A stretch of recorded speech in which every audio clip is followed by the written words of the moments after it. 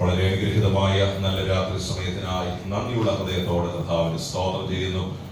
ദൈവം തന്ന ആത്മീയ ബലത്തോടെ ഒരു പ്രാവശ്യം കൂടെ ആലയത്തിൽ ഒരുമിച്ച് കടന്നു വരുവാൻ, കർത്താവിനെ ആരാധിപ്പാൻ നമ്മുടെ ജീവിതത്തിൽ ദൈവം തന്ന ഈ ഭാഗ്യ പദവിക്കായി സ്തോത്രം. ഈ ആത്മീയ ശുശ്രൂഷയിൽ സംബന്ധിക്കുന്ന എല്ലാ വിലപ്പെട്ട ദൈവമക്കൾക്കും ഒരിക്കൽ കൂടെ കർത്താവായ യേശു ക്രിസ്തുവിന്റെ നാമത്തിൽ സ്നേഹവന്ദനം അറിയിക്കുന്നു. നമ്മുടെ വീണ്ടെടുപ്പുകാരനായ കർത്താവിനെ ഒരു പ്രാവശ്യം കൂടെ ഉയർത്തുവാൻ ദൈവം തന്ന ഈ അവസരത്തിനായി സ്തോത്രം ചെയ്യുന്നു. കർത്താവിൻ്റെവരെയും ധാരാളമായി അനുഗ്രഹിക്കട്ടെ. പ്രതീക്ഷയോടെ പ്രാർത്ഥനയോടെ രാത്രിയിലും കർത്താവിന്റെ സന്നിധിയിലായിരിക്കാം. പ്രാർത്ഥനയോടെ കർത്താവിന്റെ സന്നിധിയിലായിരിക്കാം. വെളിപ്പാട് പുസ്തകം 1-ാം അധ്യായത്തിലെ ഒരു വേദഭാഗമാണ് ഇന്ന് രാത്രി അല്പനിമിഷങ്ങൾ ഒരുമിച്ച് നമ്മൾ ധ്യാനിപ്പാൻ ആഗ്രഹിക്കുന്ന ബുക്ക് ഓഫ് റെവലേഷൻ ചാപ്റ്റർ 1, 1-ാം അധ്യായം അതിന്റെ 8-ാം വാക്യം, വേഴ്സ് 8, 8-ാമത്തെ വാക്യം ആരെങ്കിലും ഒരാൾ വായിച്ച് സഹായിക്കുമല്ലോ.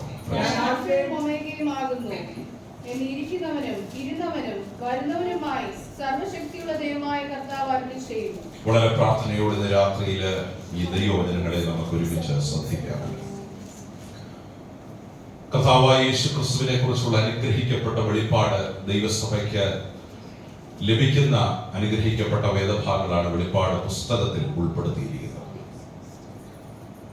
ഒരുപക്ഷെ സുവിശേഷങ്ങളിലോ ലേഖനങ്ങളിലോ ഒന്നും കാണാത്ത ഒരു യേശുവിനെ ജനത്തിന് മുൻപിൽ പരിചയപ്പെടുത്തുവാൻ യോഹന്നാൻ എന്ന ദൈവദാസനെ ദൈവം തെരഞ്ഞെടുത്തു. ശ്രദ്ധിച്ചു കേൾക്കണം. സുവിശേഷങ്ങളിലോ ലേഖനങ്ങളിലോ ഒന്നും വെളിപ്പെടാത്ത മഹത്വമേറിയ തേജസ്സുള്ള വരുവാനിരിക്കുന്ന ശ്രേഷ്ഠനായ ഒരു കർത്താവിനെ സഭയുടെ മുൻപിൽ വെളിപ്പെടുത്തുവാൻ ദൈവം യോഹന്നാൻ എന്ന ദൈവദാസനെ തെരഞ്ഞെടുക്കുകയാണ്.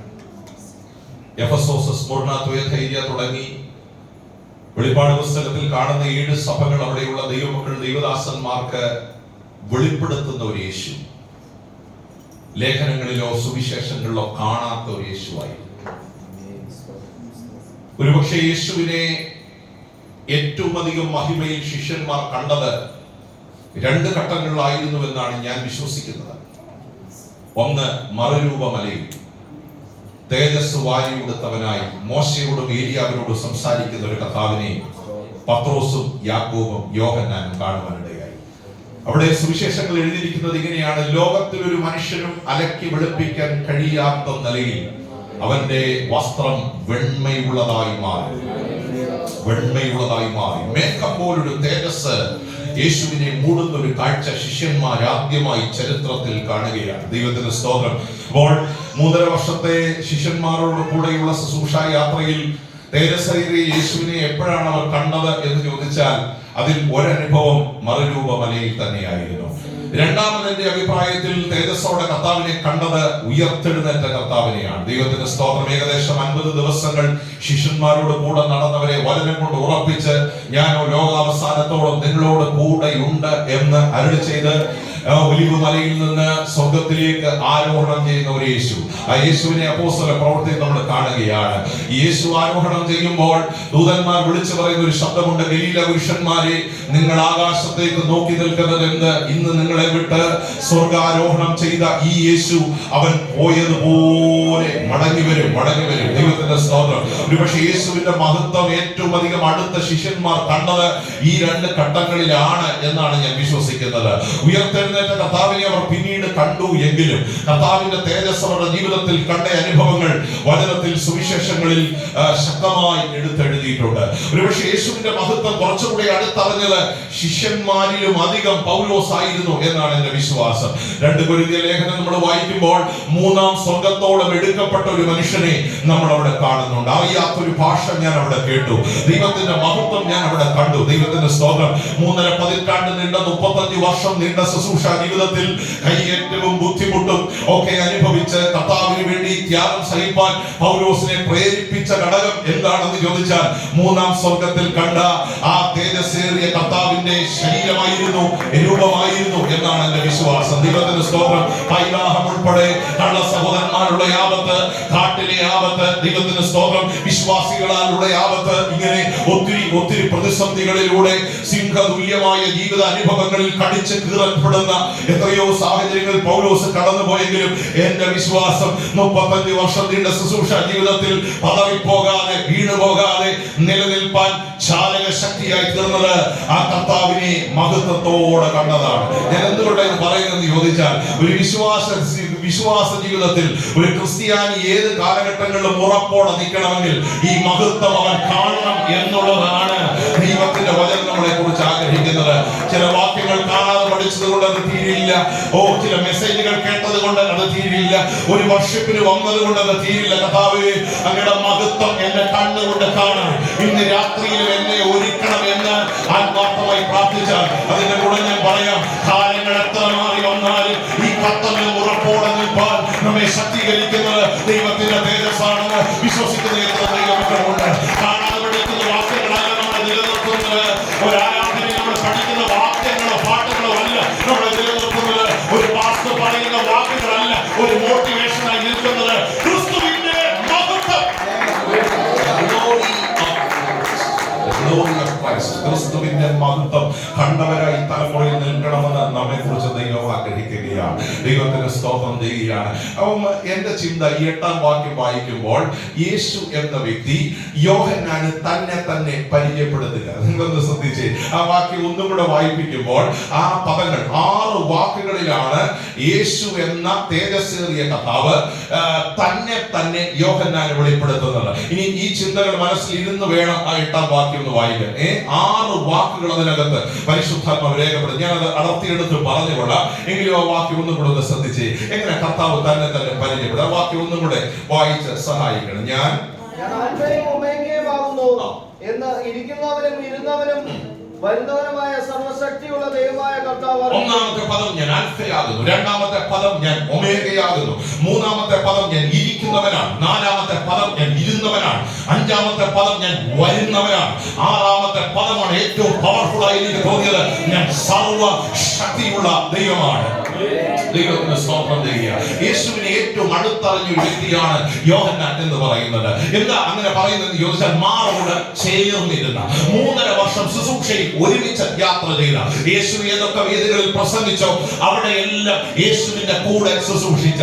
തീർന്നില്ല, മലയിൽ 3 പേരെ കൊണ്ടുപോയി തേജസ് കാണിച്ചപ്പോൾ അത് കണ്ണുകൊണ്ട് നേരിട്ട് കണ്ട യേശുവിനെ ഏറ്റവും അടുത്തറിയാവുന്ന ഈ യോഹന്നാനോട് പരിചയപ്പെടുത്തി കൊടുക്കുക. ഞാൻ ആൽഫയാകുന്നു, ഞാൻ ഒമേഗയാകുന്നു, ഞാൻ ഇരിക്കുന്നവനാണ്, ഞാൻ ഇരുന്നവനാണ്, ഞാൻ വരുന്നവനാണ്. തീർന്നില്ല, ഞാൻ സർവ അബ്രഹാമിന് വെളിപ്പെടുത്തിയത് പോലെയുള്ള വാക്ക് വീണ്ടും ആവർത്തിച്ച് വെളിപ്പെടുത്തിയ സർവ ശക്തിയുള്ള. ഇവിടെയുള്ള പഴയ ദൈവമക്കൾ 1 വർഷമായി എന്നെ കാണുന്നവരാ.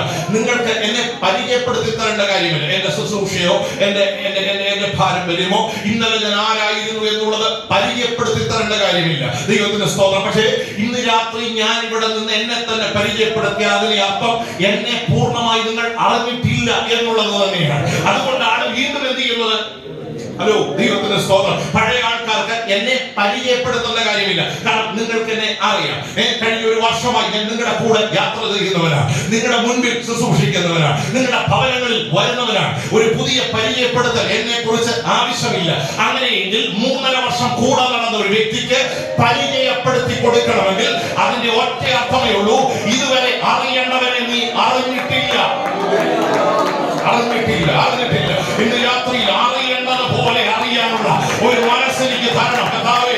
വർഷങ്ങളുടെ പാരമ്പര്യമല്ല, ഞാൻ എത്ര വർഷം ഈ ഹോളിൽ വന്നു എന്നുള്ളതല്ല, ആരാധനകളിൽ പങ്കെടുത്തു എന്നുള്ളതല്ല, അറിയേണ്ടത് പോലെ അറിയാം. ഞാനിങ്ങനെ ചിന്തിക്കുകയായിരുന്നു, അറിയാതാണോ സുവിശേഷം എഴുതിയത്?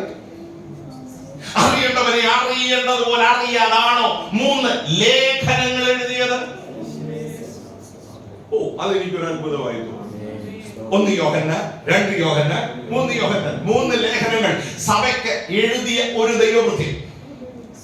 തീർന്നില്ല, 20-ലധികം അധ്യായങ്ങളുള്ള മനോഹരമായ ഒരു സുവിശേഷം. ഞാൻ എങ്ങനെ പറയാൻ കാര്യം, 21-ാം അധ്യായം യോഹന്നാന്റെ ശിഷ്യന്മാർ എഴുതിയെന്ന വേദപണ്ഡിതന്മാർ പഠിപ്പിക്കുന്നത് ഏകദേശം 20 അധ്യായങ്ങൾ സുവിശേഷമായി എഴുതി സഭയ്ക്ക് കൈമാറിയ ഒരു അനുഗ്രഹിക്കപ്പെട്ട ദൈവദാസന് കർത്താവിനെ അറിയില്ല എന്ന് പറഞ്ഞാൽ എനിക്കത് ഒരു അത്ഭുതമായി തോന്നുകയാണ്. വിശ്വാസത്തിൽ വന്നിട്ട് 5, 10, 15 വർഷമായി ഒരുപക്ഷെ കൊച്ചുപ്രായത്തിൽ തന്നെ പെന്തക്കോസ്ത് അനുഭവത്തിൽ ജനിച്ച ഒത്തിരി പേർ ഇതിനകത്തുണ്ട്. നിങ്ങൾക്ക് കർത്താവിനെ അറിയില്ല എന്ന് ഞാൻ പറഞ്ഞാൽ അത് നിങ്ങളെ കളിയാക്കുന്നത് പോലെ.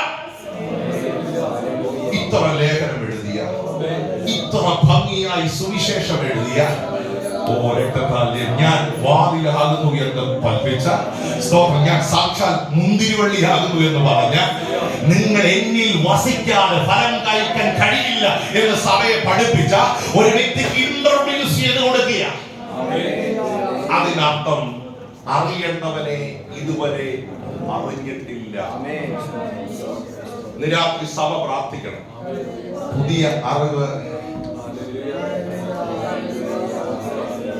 ഇന്ന് രാത്രി 18 വർഷം കഴിഞ്ഞ എന്റെ ശുശ്രൂഷ ജീവിതത്തിൽ ഇവിടെ നിൽക്കുമ്പോഴും ഞാൻ ഒരാളെ പരിചയപ്പെടുത്താൻ പോവാ.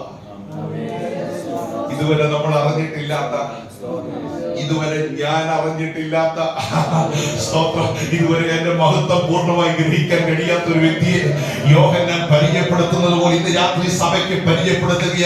ആ വാക്കുകൾ എന്നോട് ചേർന്നൊന്ന് പറയണം. ഞാൻ അൽഫയാകുന്നു, ഞാൻ ഒമേഗയാകുന്നു, ഞാൻ ഇരുന്നവനാണ്, ഞാൻ ഇരിക്കുന്നവനാണ്, ഞാൻ വരുന്നവനാണ്. തീർന്നില്ല, ഞാൻ സർവ അഭിഷേകത്തോടെ വാക്കുകളൊന്ന് പറഞ്ഞ് ഞാൻ സർവ. ആ വാക്കുകൾ ഇന്ന് രാത്രി നമ്മൾ ചിന്തിക്കുമെങ്കിൽ ആ വാക്കുകൾ അഭിഷേകത്തോടെ ഞാൻ സർവ ശക്തിയുള്ള,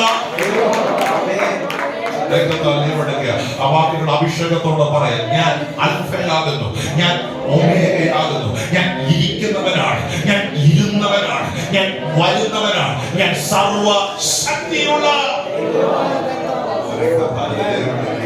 അബ്രഹാമിന് വെളിപ്പെടുത്തിയ പദമാണ് അവസാനമായി പരിശുദ്ധാത്മാവ് രേഖപ്പെടുത്തി. ഞാൻ സർവ ശക്തിയുള്ള ദൈവമാകുന്നു.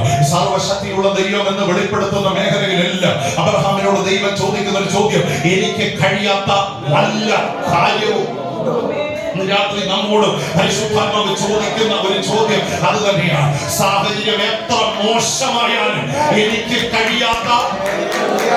ഇന്ന് രാത്രി കുടുംബങ്ങളോട്, വ്യക്തികളോട് ദൈവത്തിന് പറയാനുള്ള ആലോചന ഇന്ന് രാത്രി ശബ്ദമുയർത്തി ആവർത്തിച്ച് ഞാൻ വിളിച്ചു പറയുക, സർവശക്തിയുള്ള എനിക്ക് കഴിയാത്ത വല്ല കാര്യവുമുണ്ടോ?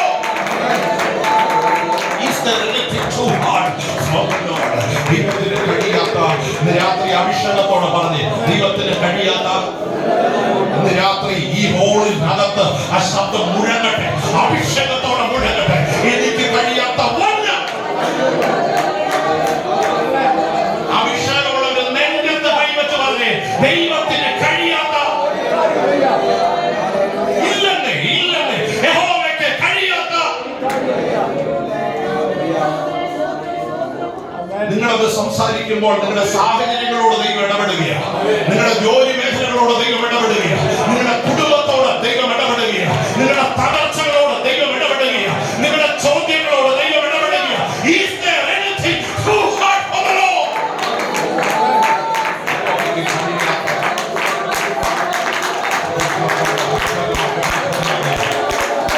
മനസ്സിനെ പിടിച്ചു വെക്കുന്നതിന് മേഖലകളുടെ ഇന്ന് രാത്രി ഒരു ദൈവിക ജലത്തിനിടയിൽ വ്യാപരിക്കട്ടെ.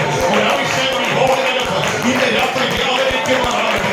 ഒരു അഭിഷേകം ഈ ഹോളിനകത്ത് വ്യാപരിക്കട്ടെ.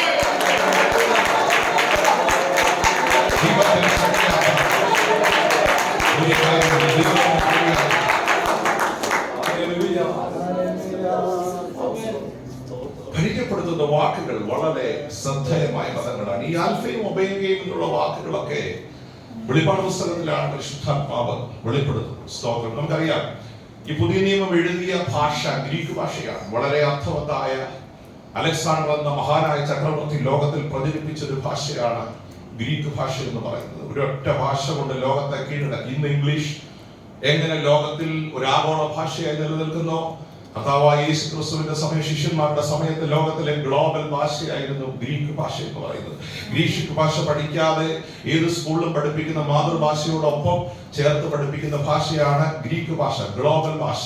ഈ ഭാഷ പഠിക്കാതെ നല്ല ജോലി കിട്ടില്ല, നല്ല ജീവിത സാഹചര്യങ്ങൾ ഉണ്ടാകില്ല. ഇംഗ്ലീഷ് മീഡിയത്തിൽ പഠിക്കുന്നു എന്ന് പറയുന്നത് പോലെ അന്ന് പ്രസിദ്ധമായ ഒരു കാര്യമായിരുന്നു ഗ്രീക്ക് ഭാഷ പഠിക്കുക എന്നുള്ളത്. കാരണം ലോകത്തിൽ മുഴുവൻ ആക്സസിബിൾ ആയിട്ടുള്ള, ലോകത്തിൽ എല്ലാവർക്കും മനസ്സിലാകുന്ന ഒരു ഭാഷയാണ് ഗ്രീക്ക് ഭാഷ. ദൈവത്തിന് സ്തോത്രം.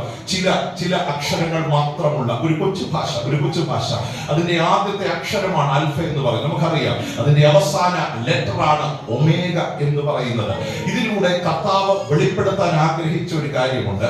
നിന്റെ തുടക്കം മാത്രമല്ല, നിന്റെ അവസാനവും അറിയുന്ന ഒരു ദൈവത്തെയാണ് നീ ആരാധിക്കുന്നത്. ദൈവത്തിന് സ്തോത്രം ചെയ്യുക. യോഹന്നാൻ വന്നത് പത്മോസ് ദ്വീപിലാണ്. ദൈവത്തിന് സ്തോത്രം. 93-94 വയസ്സുള്ള ഒരു മനുഷ്യൻ, വയോധികനായ ഒരു മനുഷ്യൻ. അദ്ദേഹത്തിന് സ്വന്തമായി നടക്കാൻ കഴിയുമായിരുന്നില്ല. അതുകൊണ്ട് ഒരു സഹായിയെ കൂട്ടിയാണ് യോഹന്നാനെ ഈ ദ്വീപിലേക്ക് വിട്ടതെന്ന് ചരിത്രം നമ്മളെ പഠിപ്പിക്കും. നീറോ ചക്രവർത്തിയുടെ, ഡൊമീഷ്യന്റെ ശക്തമായ തീരുമാനങ്ങൾ, ഉറച്ച തീരുമാനങ്ങൾ നിലനിന്ന ഒരു കാലഘട്ടത്തിൽ ഈ ദൈവ മനുഷ്യനെ, ദൈവത്തിന് സ്തോത്രം, ജീവിത അവസാനം വരെ, ജീവിത അവസാനം വരെ നാടുകടത്തി, ദൈവത്തിന് സ്തോത്രം, ഈ ദ്വീപിൽ വന്നിരിക്കുകയാണ്. പത്മോസ് എന്ന ദ്വീപിൽ വന്നിരിക്കുന്ന ഈ ദൈവ മനുഷ്യന്റെ മനസ്സിലുണ്ടായ ഒരു ചിന്ത ഇതാണ്. ദൈവത്തിന്റെ സ്തോത്രം, എന്റെ അവസാനം ഇവിടെയായിരിക്കും, എന്റെ അവസാനം ഇവിടെയായിരിക്കും. അവിടെയാണ് കർത്താവ് പരിചയപ്പെടുന്നത്. മോനെ, ആദ്യം അറിയാവുന്ന, അവസാനം അറിയുന്ന ഒരു ജീവനുള്ള ദൈവത്തെയാണ് നീ ആരാധിക്കുന്നത്. ഡൊമീഷ്യൻ അല്ല നിന്റെ ഭാവി തീരുമാനിക്കുന്നത്. നീറോ അല്ല നിന്റെ ഭാവി തീരുമാനിക്കുന്നത്. സകലത്തിന്റെയും അവസാനം അറിയാവുന്ന, നമ്മൾ പറയുന്നത് പോലെ സ്തോത്രം പറയാൻ പറ്റിയ ഒരു മാനസികാവസ്ഥയിൽ അല്ലായിരുന്നു യോഹന്നാൻ. കാരണം നമുക്ക് യോഹന്നാന് വന്ന അവസാനം എന്തെന്ന് കാണാതറിയാം. പക്ഷെ യോഹന്നാൻ അറിയില്ല നാളെ എന്താണെന്നൊരു ചോദ്യത്തോടെയാ ഈ പത്മോസ് എന്ന ദ്വീപിലേക്ക് വന്നത്. പക്ഷെ സ്വർഗം പറയും, മോനെ, ഈ ലോകത്തുള്ള ആരുമല്ല നിന്റെ ഭാവി നിശ്ചയിക്കുന്നത്. ദൈവത്തിന്റെ സ്തോത്രം, അവരെഴുതിയ ഒരു വിധികളും അല്ല നിന്റെ ഭാവിയെ കെട്ടിപ്പടുക്കുന്നത്. നിന്റെ ജീവിതത്തെ നിയന്ത്രിക്കുന്ന ഒരാൾ സ്വർഗത്തിലുണ്ട്. അവനെ സ്വർഗം പരിചയപ്പെടുത്തുക. ഞാൻ ആൽഫയും അറിയാവുന്ന ഒരു ദൈവം മാത്രമല്ല, ഇതിന്റെ അവസാനവും അറിയുന്ന ഒരു കർത്താവിനെയാണ്. അപ്പം ഈ പത്മോസിലേക്ക് ഒരാളെ കടത്തുക എന്ന് പറയുമ്പോൾ മരണം വരെ ആ വ്യക്തി അവിടെ പാർക്കുക എന്നാണ് അതിന്റെ അർത്ഥം. ഒരു മടങ്ങി വരവില്ല. ചരിത്രത്തിൽ ഒരു മടങ്ങി വരവില്ല. അപ്പം യോഹന്നാനും മനസ്സുകൊണ്ട് അഡ്ജസ്റ്റ് ആയി. കാരണം സാഹചര്യം അങ്ങനെ ആയതുകൊണ്ട് മനസ്സുകൊണ്ട് അഡ്ജസ്റ്റ് ആയി. എന്റെ ജീവിതത്തിന്റെ അവസാനം എവിടെ ആയിരിക്കും? ഇന്ന് രാത്രിയിൽ അങ്ങനെ മനസ്സുകൊണ്ട് അഡ്ജസ്റ്റ് ആയ ഒത്തിരി പേര് ഇതിനകത്ത് കാണും, വരുന്നിടത്ത് വെച്ച് കാണും. അങ്ങനെ ചിന്തിച്ച് വന്നവർ ഇതിനകത്ത് സ്തോത്രം പല രീതിയിലെ വരുന്നിടത്ത് വെച്ച് നോക്കാം എന്ന് ചിന്തിച്ച് വന്നവർ ഇതിനകത്ത് മെന്റലി അഡ്ജസ്റ്റ് ആയി. കാരണം അവസാനം ഇവിടെ ആണെന്ന് മനസ്സിലായി. ഇനി ഒരു തിരിച്ചുപോക്കില്ല. 3 ലേഖനങ്ങൾ എഴുതിയ, ഒരു സുവിശേഷം എഴുതിയ ദൈവദാസൻ മനസ്സിൽ ഒത്തിരി ചിന്തകൾ, കാൽക്കുലേഷനോടെയാണ് പത്മോസ് എന്ന ദ്വീപിലേക്ക് വരുന്നത്. വളരെ വയസ്സായി. ദൈവത്തിന്റെ സ്തോത്രം. ഇനി ഒരു മടങ്ങിപ്പോക്കില്ല, ഇനി ഒരു ആരാധനയില്ല, ദൈവമക്കളുമായുള്ള കൂട്ടായ്മ ബന്ധങ്ങളില്ല. ദൈവത്തിന്റെ സ്തോത്രം. തികച്ചും ഒറ്റപ്പെട്ട ഒരു സാഹചര്യം. കഴുകന്മാർ വട്ടമിട്ട് പറക്കുന്ന ഒരു ദ്വീപിനകത്ത് പാർക്കുന്ന ഒരു വ്യക്തി മാനസികമായി തളർന്നു പോകും. ദൈവത്തിന് സ്തോത്രം ചെയ്യുക. അവിടെ എന്റർടൈൻ ചെയ്യാൻ ആരുമില്ല, ആത്മീകമായി ബലപ്പെടുത്താൻ ആരുമില്ല. പക്ഷെ ഞാനൊരു കാര്യം പറയാം, ആരും ഇല്ലാത്തടത്ത് ദൈവം നേരിട്ട് ഇറങ്ങിയത്. ദൈവത്തിന്റെ സ്തോത്രം. അവിടെ ഒരു പ്രവാചകനില്ല, അവിടെ ഒരു അപ്പോസ്തലനില്ല, അവിടെ ഒരു കീബോർഡിസ്റ്റ് ഇല്ല, അവിടെ ഒരു വർഷിപ്പ് ലീഡർ ഇല്ല. പക്ഷെ മാറത്ത് പൊൻകച്ച കിട്ടിയവൻ, 7 നിലവിളക്കിന്റെ നിലവിൽ നൽകുന്നവൻ, വെള്ളോടിന് സദൃശ്യമായി കാലുള്ളവൻ, തേജസ്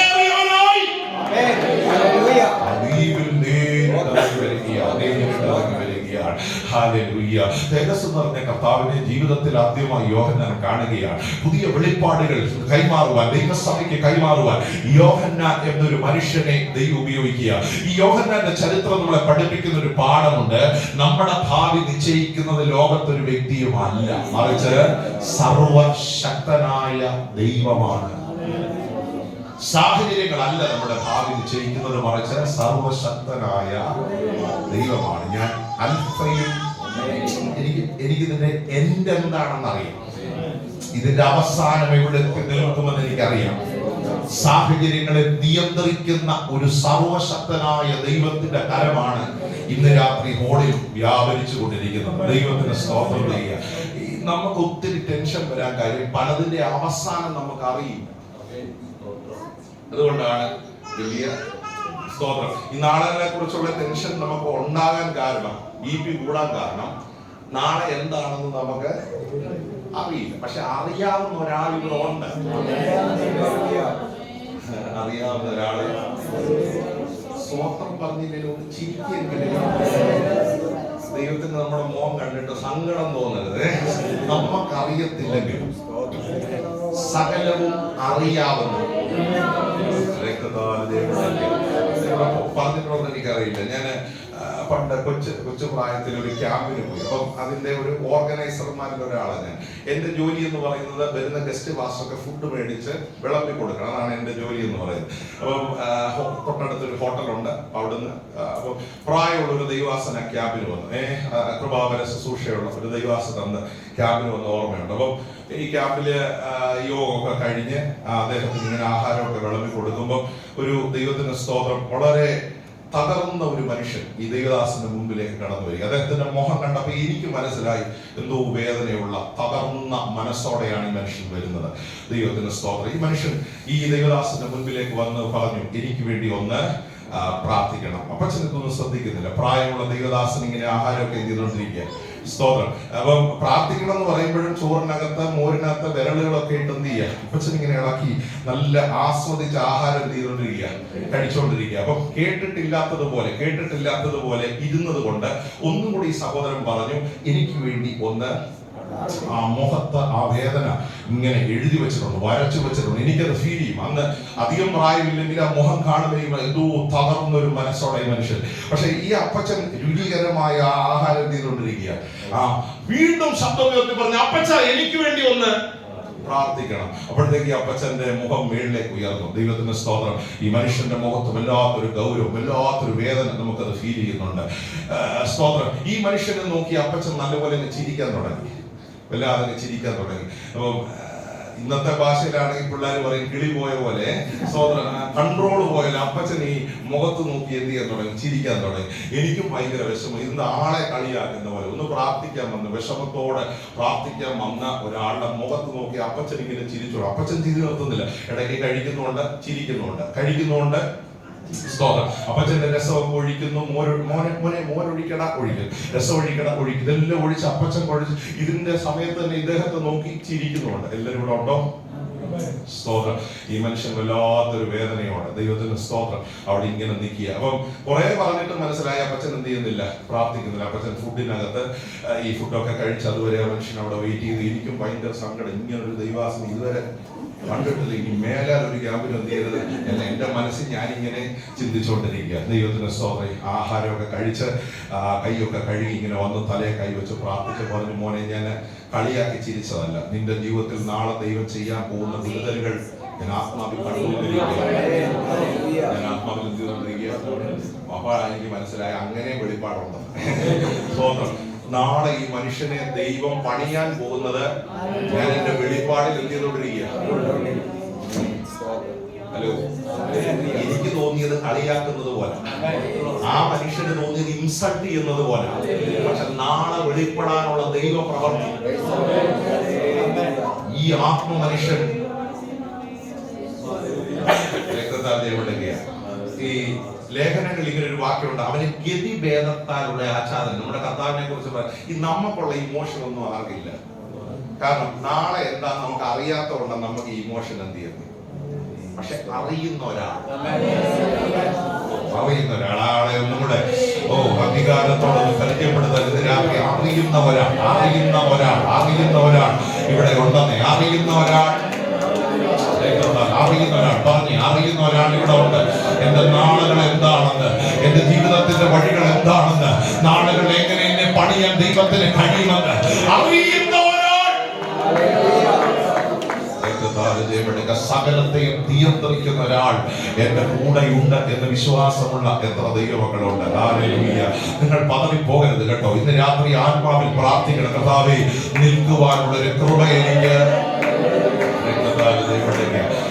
ഞാനിങ്ങനെ ചിന്തിക്കുക, ഇവിടെ എന്റെ അസ്ഥികൂടങ്ങളൊക്കെ ഇങ്ങനെ ചെതറിക്കിടക്കുന്നതും കഴുകന്മാർ അതിന്മേൽ വന്ന് മാംസം കൊത്തിപ്പറിക്കുന്നതൊക്കെ യോഹന്നാൻ കാണുന്നത്. പക്ഷെ സ്വർഗം കാണുന്നത് അങ്ങനല്ല. തേജസ്സോടെ തിരിച്ചുപോയി എഫെസോസിൽ നിന്ന് പ്രസംഗിക്കുന്ന, സ്മുർണയിൽ നിന്ന് പ്രസംഗിക്കുന്ന, തുയഥയിൽ നിന്ന് പ്രസംഗിക്കുന്ന ഒരു യോഹന്നാനെ സ്വർഗം ചെയ്തുകൊണ്ടിരിക്കുന്നത്. രക്തത്താൽ ജയമെടുക്കുക, രക്തത്താൽ ജയമെടുക്കുക. നിന്റെ ഭാവി നിശ്ചയിക്കുന്നത് സർവശക്തനായ ദൈവമാണെന്ന് വിശ്വസിക്കുന്ന എത്ര ദൈവമക്കൾ ഇന്ന് രാത്രിയിൽ ഇവിടെയുണ്ട്? അവരുടെ ദൈവത്തിന് പറയാനുള്ള ഞാൻ ആൽഫയും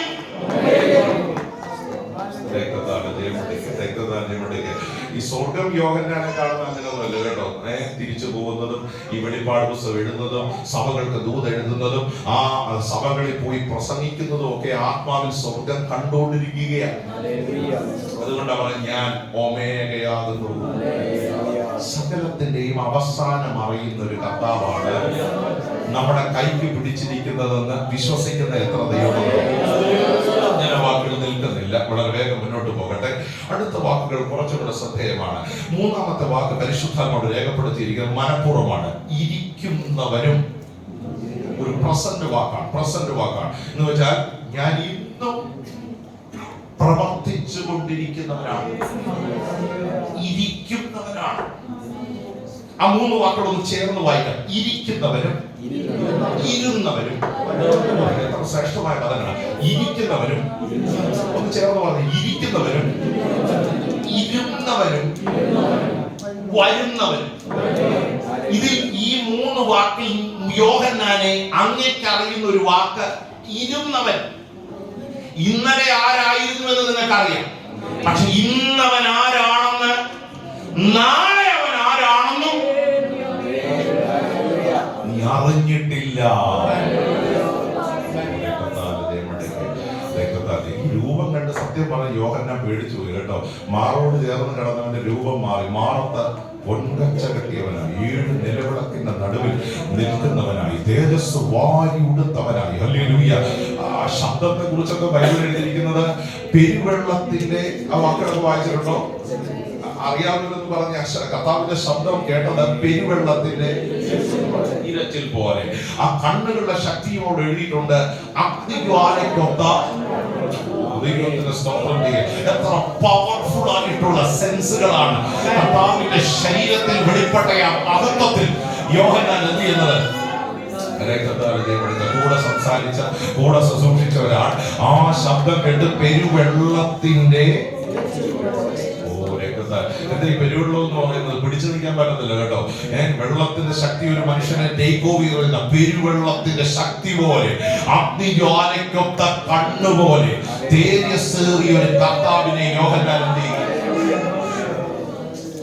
യോഹന്നാന് മനസ്സിലായി, ഞാൻ 3.5 വർഷം കൂടെ നടന്നിട്ടും അറിയാത്ത ഒരു മുഖം ആർക്കുണ്ട്? ഞാൻ ഇതുവരെ അറിഞ്ഞിട്ടില്ല ഒരു മുഖം. ഈ മുഖം നേരിട്ട് ആദ്യമായിട്ട് കാണും.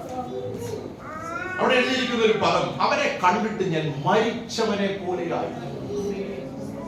എന്റെ ഉള്ളിൽ നിന്ന് ബലം നഷ്ടപ്പെട്ടു. 93 വയസ്സുള്ള ഒരു മനുഷ്യൻ, ഒന്നാമത് ശരീരത്തിൽ എത്തില്ല, ബലമില്ല, വളരെ വയോധികനായ ഒരു മനുഷ്യൻ. ഞാനിങ്ങനെ ചിന്തിക്കുക, നല്ല പ്രായത്തിലൊന്നും കൊണ്ടുപോകാതെ ഈ 93 വയസ്സുള്ളപ്പോഴാണ് എവിടെ കൊണ്ടുപോയത്? എത്രയോ നല്ല പ്രായങ്ങളുണ്ടായിരുന്നു. യോഹന്നാനെ എവിടെ കൊണ്ടുപോയി? ഇത്ര വയോധികനായ ഒരു മനുഷ്യനെ ആണോ എവിടെ കൊണ്ടുപോയത്? ഔട്ട്ഡേറ്റഡ്, കാലം കഴിഞ്ഞു എന്ന് നമ്മൾ ചിന്തിക്കുന്ന പ്രായത്തിലാണ്. പ്രതീക്ഷിക്കാത്ത വഴികളിലൂടെ ദൈവം നമ്മളെ. ഞാൻ ഒരു കാര്യം പറയാം, നമ്മൾ പ്രതീക്ഷിക്കാത്ത വഴികളിലാണ് ഇനിയും നമ്മൾ യാത്ര ചെയ്യുന്നത്. അന്ന് പ്രസംഗിച്ചപ്പോ ഒന്നും ഗൗരവമായിട്ട് എടുത്തില്ല. ഇപ്പൊ മനസ്സിലാകുന്നുണ്ടോ? സ്തോത്രം. അതുകൊണ്ട് ഡിസംബർ 31 ഞാൻ ഒന്നും പറയത്തില്ല. ഈ വർഷം സംഭവമായിരിക്കും, നിങ്ങൾ കേട്ടിട്ടില്ലല്ലോ. കാരണം വലിയ പ്രതികൂലങ്ങൾ നിറഞ്ഞ കാലഘട്ടങ്ങളാണ് നമ്മുടെ മുന്നിൽ വരാൻ. ശ്രദ്ധിച്ചു കേൾക്കണം. ആർക്കും പ്രവചിക്കാൻ കഴിയാത്ത കാലഘട്ടങ്ങളാണ് നമ്മുടെ മുൻപിൽ. പക്ഷേ ഒരുറപ്പ്, ഞാൻ ഒമേഗയാണ്, എല്ലാറ്റിന്റെ അവസാനം അളന്ന് തൂക്കി കുറിക്കുന്നവരാണ്.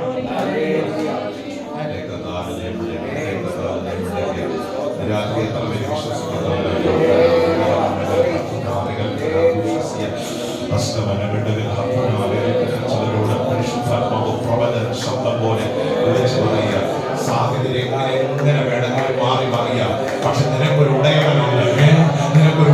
ഒരുത്തനുണ്ട്, നിനക്കൊരു ഓമേഗയുണ്ട്, സകലത്തെയും നിയന്ത്രിക്കുന്ന ഒരാൾ. ഞാൻ ഇരിക്കുന്നവനാണ്, ഇന്നും എന്റെ കരം ചലിച്ചുകൊണ്ടിരിക്കുക. അപ്പൊ ഡൊമീഷ്യന്റെ മുൻപിൽ, നീറോയുടെ മുൻപിൽ, ഡയോക്ലീഷ്യന്റെ മുൻപിൽ, അങ്ങനെയുള്ള ചക്രവർത്തിമാർ ഭരിച്ചിരുന്ന ഒരു കാലഘട്ടത്തിൽ ദൈവമക്കൾ ഒരു ഘട്ടത്തിലെങ്കിലും ചിന്തിച്ചു, ദൈവം എന്താ മൗനമായിരിക്കുന്നത്? ദൈവം എന്താ മൗനമായിരിക്കുന്നത്? പല വിഷയങ്ങളിലും ദൈവം എന്താ സൈലന്റ് ആയിരിക്കുന്നത്?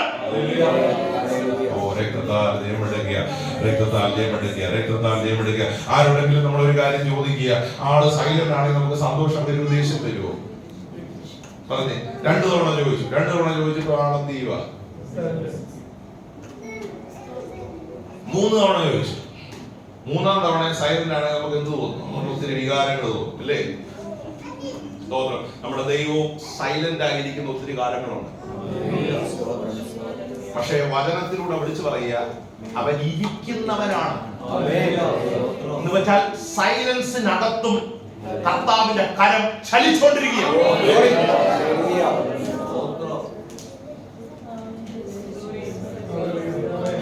In spite of his silence, he is still working.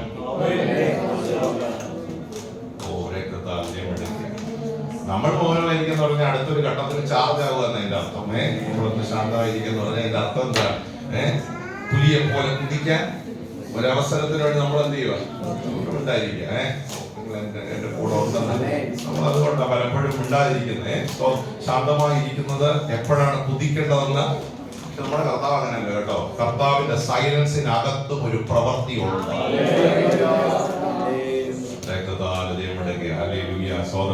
ഈ എന്റെ അഭിപ്രായത്തിൽ കർത്താവ് സൈലന്റ് ആയിരിക്കുമ്പോൾ നമ്മൾ ഒത്തിരി സംസാരിക്കും. അതുകൊണ്ടാണ് കർത്താവ് എന്ത് ചെയ്യുന്നത്?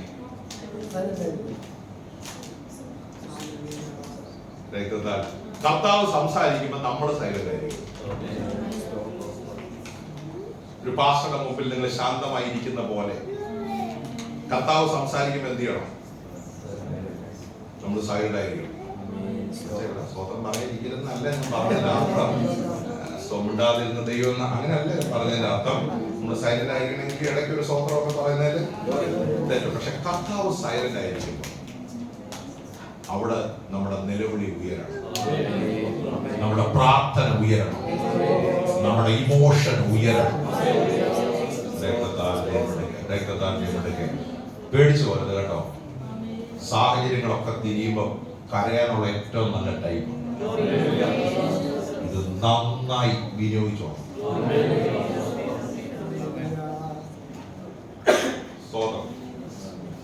ഞാനെന്റെ അനുഭൂതി എന്ന് പറയാം. ദൈവമക്കളുടെ പല വിഷമങ്ങളൊക്കെ വിളിച്ചു പറയുന്നത് ഞാൻ പറയും, വിഷമിക്കണം, ഇത് കരയാനുള്ള, എനിക്കും കരയാനുള്ള നല്ല ടൈം നിങ്ങൾക്ക് വേണ്ടി നന്നായി ഉപയോഗിച്ചോ. ചിലതിനെയൊക്കെ ദൈവം ഇളക്കുന്നത്, ചിലതിനെയൊക്കെ ദൈവം കുലുക്കുന്നത്. ഇപ്പൊ നമ്മൾ കരഞ്ഞാണല്ലോ ശരിക്കും കണ്ണുനീര് വരും. മാർച്ചിന് മുമ്പായിരുന്നു അത്ര ഒക്കത്.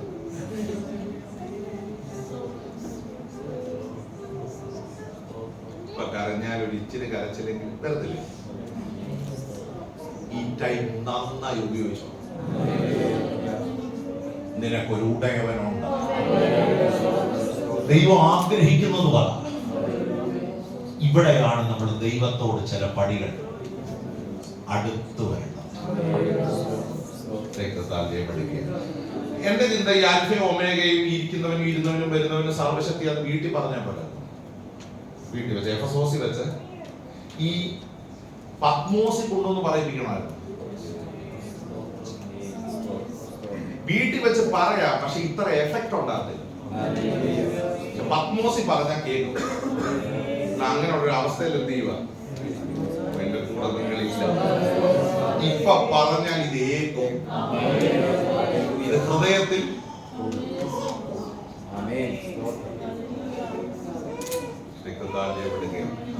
ചിലരോട് ദൈവാത്മ പറയുക, ഇത് ദൈവത്തോട് അടുക്കാനുള്ള ഏറ്റവും ബെസ്റ്റ് ടൈമാണ്. കരയാനുള്ള ബെസ്റ്റ് ടൈം. ഇത് ഉപവസിക്കാനുള്ള സമയമാണ്. ഇത് പ്രാർത്ഥിക്കാനുള്ള സമയമാണ്. ഇത് നന്നായി വിനിയോഗിക്കാനുള്ള ഒരു കൃപ എനിക്ക് തരണമെന്ന് ആഗ്രഹിക്കുന്ന എത്ര ദൈവമക്കളുണ്ട്. ഇന്ന് രാത്രി പറഞ്ഞ കർത്താവേ, ചില പടികൾ ദൈവത്തോട് അടുക്കാനും ഈ സാഹചര്യങ്ങൾക്കകത്തും അങ്ങയുടെ സാമീപ്യം, അങ്ങയുടെ സാന്നിധ്യം, അങ്ങയുടെ സ്നേഹം അടുത്തറിയാനൊരു കൃപ എനിക്ക് തരണമെന്ന് എത്ര പേർ കാൽമാത്രമായി ഇന്ന് രാത്രി ദൈവത്തോട് പ്രാർത്ഥിക്കാൻ കഴിയും.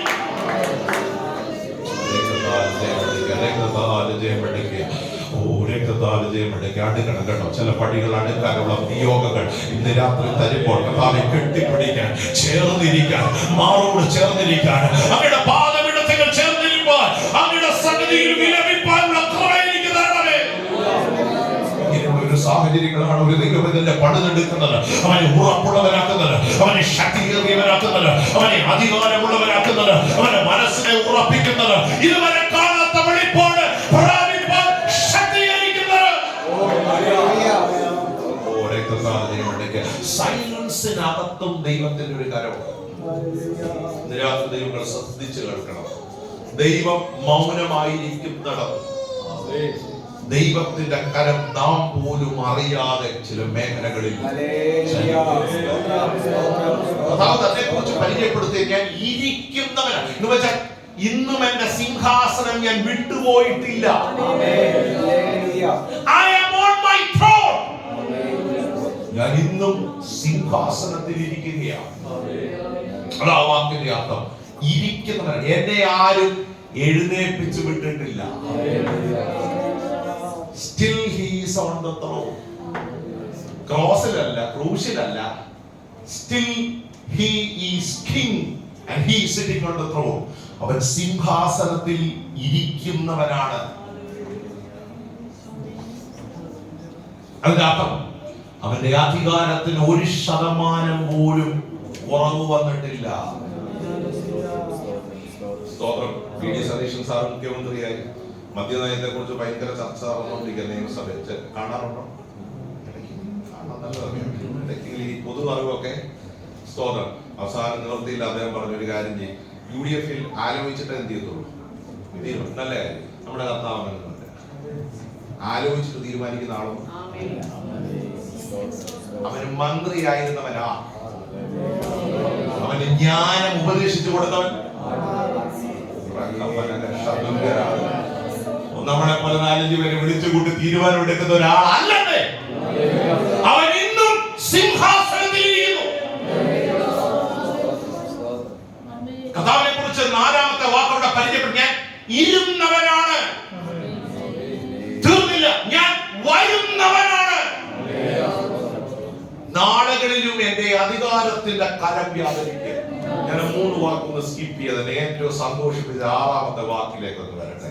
ഞാൻ സർവ വാക്ക് ചേർന്ന് പറഞ്ഞ സർവ omnipotent God, സർവ ശക്തിയുള്ള ദൈവമാണ്. അബ്രഹാമിനോട് ദൈവം ആവർത്തിച്ച് പറഞ്ഞ ഒരു വാക്കാണ് ഞാൻ സർവ. ഈ അബ്രഹാം ഏറ്റവും മനസ്സുകൊണ്ട് ക്ഷീണിച്ചപ്പോഴാണ് കർത്താവ് ഈ വാക്കുകളെല്ലാം അബ്രഹാമിനോട് പറഞ്ഞത്. I am an omnipotent God. ഞാൻ സർവ ശക്തിയുള്ള, എനിക്ക് കഴിയാത്ത വല്ല കാര്യം. ഈ അബ്രഹാം വിശ്വാസത്തിൽ ഉറപ്പുള്ള ആളായിരുന്നെങ്കിലും ഇടയ്ക്ക് ക്ഷീണിച്ചു പോയിട്ടുണ്ട്. നമ്മളെ പോലെ ഇടയ്ക്ക് ഒന്ന് ക്ഷീണിച്ചു പോകും. ഇടയ്ക്ക് ഒന്ന് ക്ഷീണിച്ചു പോകും. അതുകൊണ്ട് എന്റെ അഭിപ്രായത്തിൽ നേരിട്ട് ദൈവം എപ്പോഴും അബ്രഹാമിനോട് ദൈവമായിരുന്നു സംസാരിക്കും, ഉറപ്പിക്കുക. കാരണം അങ്ങനെയുള്ള സാഹചര്യങ്ങളിലൂടെ അബ്രഹാം കടന്നുപോയി. ഈ ഒരു ദിവസം ദൂത് പറഞ്ഞപ്പം കവിണ് വീണ് ചിരിച്ചെന്ന് ബൈബിൾ വായിച്ചിട്ടുണ്ടോ? കവിണ് വീണ് അവൻ അതുപോലെ ചിരി വന്നു. കാരണം കവിണ് വീണ് ചിരിച്ചത് ആരും കാണാതിരിക്കാറ്. ഞാൻ ചിരിക്കുന്നത് ദൈവം കണ്ടാൽ എന്ത് വരും? അതിന് മറഞ്ഞിരുന്ന് കവിണ് വീണ് എന്ത് ചെയ്തു? അപ്പൊ ഈ കവിണ് വീണ് ചിരിക്കണമെങ്കിൽ ഞാൻ സർവശക്തിയുള്ള ദൈവമാണെന്ന് പറഞ്ഞത് അബ്രഹാമിന് എന്തായി തോന്നി? ഒരു തമാശായി. അതുകൊണ്ടല്ലേ ചിരിച്ചത്. പക്ഷെ ദൂത് എന്തുവാ? ഞാൻ നിങ്ങൾ ശ്രദ്ധിച്ചേ, വിശ്വാസത്തിന്റെ പിതാവായ അബ്രഹാം കവിണ് വീണ് ചിരിച്ചിട്ടു. ദൈവം ദൂത് മാറ്റിയില്ല. ശ്രദ്ധിക്കണം, നമ്മള് വിശ്വാസത്തിൽ ക്ഷീണിച്ചു പോയത് കൊണ്ട് വാഗ്ദത്തം ചെയ്ത ദൈവത്തിന്റെ വാഗ്ദത്തം എന്ത് ചെയ്യുന്നില്ല. ഈ സഭയിലുള്ള എല്ലാവരും വിശ്വാസത്തിൽ ക്ഷീണിച്ച് തലകുലുക്കി ചിരിച്ചാലും വാഗ്ദത്തം ചെയ്തവൻ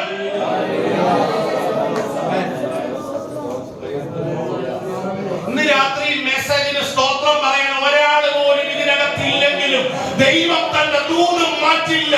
ഞാൻ സർവ്വ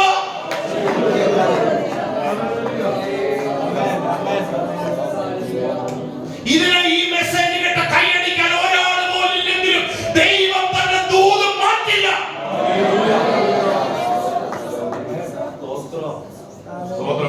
നീ അവിടെ വീണ്ടും ചിരിച്ചില്ല, അതുകൊണ്ട് ഇനി ഞാൻ അത് നടപ്പാക്കുന്നില്ല, ഞാൻ എന്റെ സൗകര്യം പോലെ ചെയ്തോളാവുന്ന ദൈവം എന്ത് ചെയ്തില്ല. പാസ്റ്ററായി ഞാനാണെ പറഞ്ഞു പ്രസംഗിച്ചുകൊണ്ടിരിക്കുമ്പോ നിങ്ങൾ അവിടെ വീണ് നിങ്ങളുണ്ടോ, ഞാൻ ആ റൂട്ട് മാറ്റിയത് മെസ്സേജ് തന്നെ. കാരണം നമുക്ക് അറിയാമല്ലോ സ്തോത്രം ഏതൊക്കെ കൊള്ളുന്നുണ്ട്, ഏതൊക്കെ കൊള്ളുന്നില്ല, ഏതൊക്കെ ഉച്ചത്തോടെ എടുക്കുന്നു, ഏതൊക്കെ സന്തോഷം, ഇതൊക്കെ നമുക്ക് മുഖം കാണുമ്പോ. ഞാനാണെങ്കിൽ റൂട്ട് മാറ്റി, നമുക്ക് അറിയാമല്ലോ, നമ്മളെ പഠിപ്പിച്ചിട്ടുണ്ട്. പക്ഷേ നമ്മുടെ ദൈവത്തിന്റെ ഏറ്റവും വലിയ പ്രത്യേകത ഒരു വാക്ക് പോലും മാറ്റിയില്ല. വിശ്വാസത്തിന്റെ പിതാവ് കവിള വീണ് ചിരിച്ചിട്ടു. ദൈവത്തിന്റെ ദൂത്, I am an omnipotent God, എനിക്ക് കഴിയാത്ത. മോശയോട് ദൈവം പല ഘട്ടങ്ങളിൽ ചോദിക്കുന്ന ഒരു ചോദ്യമാണ്, എനിക്ക് കഴിയാത്ത, യഹോവയ്ക്ക് കഴിയാത്ത വല്ല കാര്യവും. സ്തോത്രം. ഡൊമീഷ്യന് പലത് കഴിയില്ല, പക്ഷെ ദൈവത്തിന് അസാധ്യമായത് രാത്രി വിശ്വസിച്ച ദൈവത്തിന് അസാധ്യമായത് അഭിഷേകത്തോടെ പറഞ്ഞ ദൈവത്തിന് ഏറ്റെടുക്കുന്നെങ്കിൽ ആത്മാവിൽ ദൂരിനോട് പ്രതികരിച്ച് പറഞ്ഞ അത് പറയാൻ തടസ്സം ചിലപ്പോൾ സാഹചര്യങ്ങളാണ്. നിങ്ങളുടെ മുൻപിൽ കിടക്കുന്ന ചിതറിയ അസ്ഥികൂടങ്ങളാണ്, പറക്കുന്ന കഴിയന്മാരുടെ ശക്തികളാണ്. ഒരുപക്ഷെ നമ്മളെ അതിൽ നിന്ന് തടയുന്നത്. പക്ഷെ ഇന്ന് രാത്രി ദൈവത്തിന് പറയാനൊരു ദൂതുണ്ട്, യഹോവയ്ക്ക്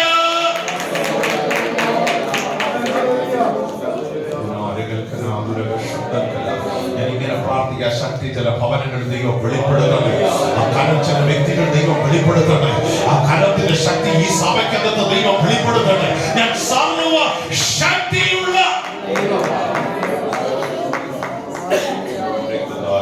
സർവ ശക്തിയുള്ള ദൈവമാണ്. വളരെ പവർഫുൾ ആയിട്ടുള്ള ഒരു വാക്ക്. സർവശക്തി എന്ന് പറയുമ്പോൾ അതിന്റെ അർത്ഥം ഒരു കാര്യവും എനിക്ക് ഭൂമിയിൽ അസാധ്യമായില്ല എന്നുള്ളതാണ്.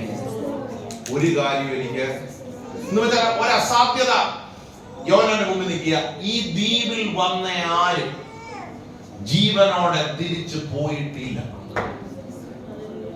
അതാണ് യോഹന്നാന്റെ മുമ്പിൽ നിൽക്കുന്ന സാധ്യത, ഇമ്പോസിബിലിറ്റി.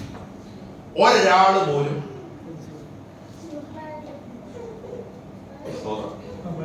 നിങ്ങൾ ചിന്തിച്ചേ, ആരേ ഒരാളെന്ന് പറയുകയാണെങ്കിൽ ഇച്ചിരി ബലം നമുക്ക്.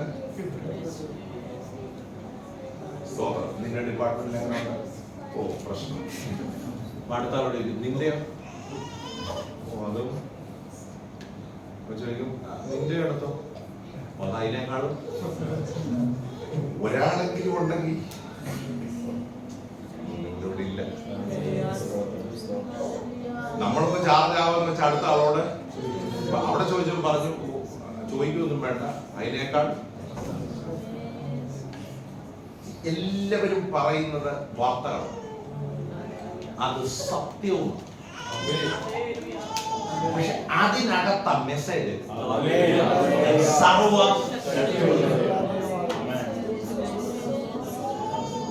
അകത്ത് കയറുന്നുണ്ടോ? അകത്ത് കയറുന്നുണ്ടോ? ഞാൻ സർവ ഹോള് വിട്ടു പോകുമ്പോ അഭിഷേകത്തോടെ പറയണം, ദൈവം തന്ന ദൂത് മാറ്റത്തില്ല, ദൈവത്തിന്റെ ആലോചന ദൈവം മാറ്റത്തില്ല. ഈ സീസണിലും ദൈവത്തിന് പറയാനുള്ളത്, ഐ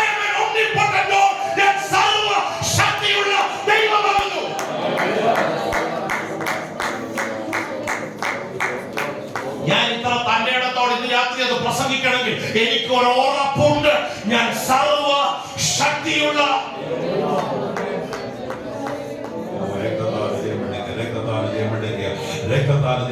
ഈ പത്മോസിൽ ഒരു മടങ്ങിപ്പോക്കുണ്ട്.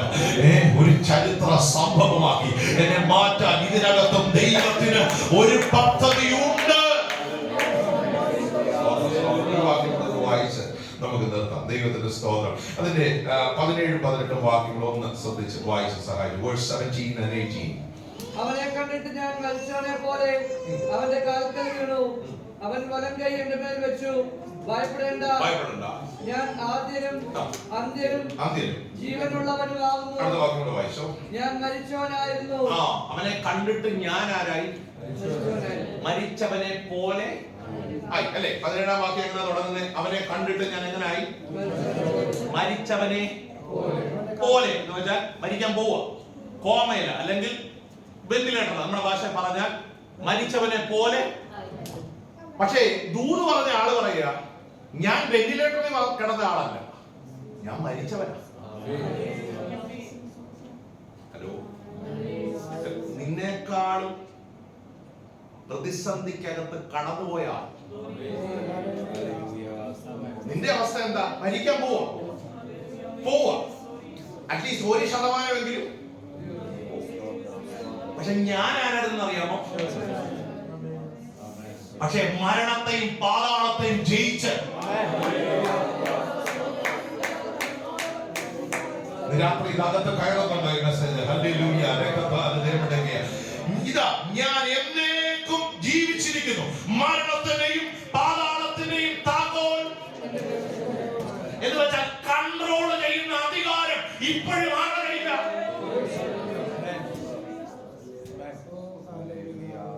സ്തോത്രം. ഈ താക്കോൽ ഡൊമീഷ്യന്റെ കൈ കൊടുത്തില്ലെന്നേ, ഇങ്ങോട്ട് വിട്ട ആളായി കൊടുത്തില്ല, വിധി എഴുതിയ ആളായി കൊടുത്തില്ല. ഇത് എന്റെ കയ്യിൽ. രാത്രി ഇത് ആരുടെ കയ്യിലുണ്ട്? പറഞ്ഞു ആരുടെ കയ്യിലുണ്ട്? നമ്മൾ വിളിച്ച സകലത്തിന്റെ നിയന്ത്രണ അധികാരം ആരുടെ കയ്യിലുണ്ട്? 6 വാക്കുകൾ നമ്മളൊന്നും കൂടെ അഭിഷേകത്തോടെ പറയാൻ പോവാ. സ്തോത്രം ചെയ്യാം. ഞാൻ അൽഫയാണ്, ഞാൻ ഒമേഗയാണ്, ഞാൻ ഇരിക്കുന്നവനാണ്, ഞാൻ ഇരുന്നവനാണ്, ഞാൻ വരുന്നവനാണ്. അടുത്ത വാക്ക് എല്ലാവരും പറ്റുമെങ്കിലൊന്ന് ചേർന്ന് പറഞ്ഞു. ഞാൻ അൽഫയാണ്, ഞാൻ ഒമേഗയാണ്. ദൈവത്തിന് ഞാൻ ഇരിക്കുന്നവനാണ്, ഞാൻ ഇരുന്നവനാണ്, ഞാൻ വരുന്നവനാണ്, ഞാൻ സർവ ശക്തിയുള്ള. ദൈവമക്കളോട് ഒരു വാക്ക് പറഞ്ഞു നിർത്തട്ടെ. ദൈവസന്നിധിയിൽ കരയാനുള്ള ഏറ്റവും ബെസ്റ്റ്, ദൈവത്തെ കൂടുതൽ അറിയാനുള്ള ഒരു ടൈം, ദൈവത്തോട് ഒരു പടി കൂടെ അടുക്കാനുള്ള ഒരു ടൈമായി ഈ കാലഘട്ടത്തെ മാറ്റണമെന്ന്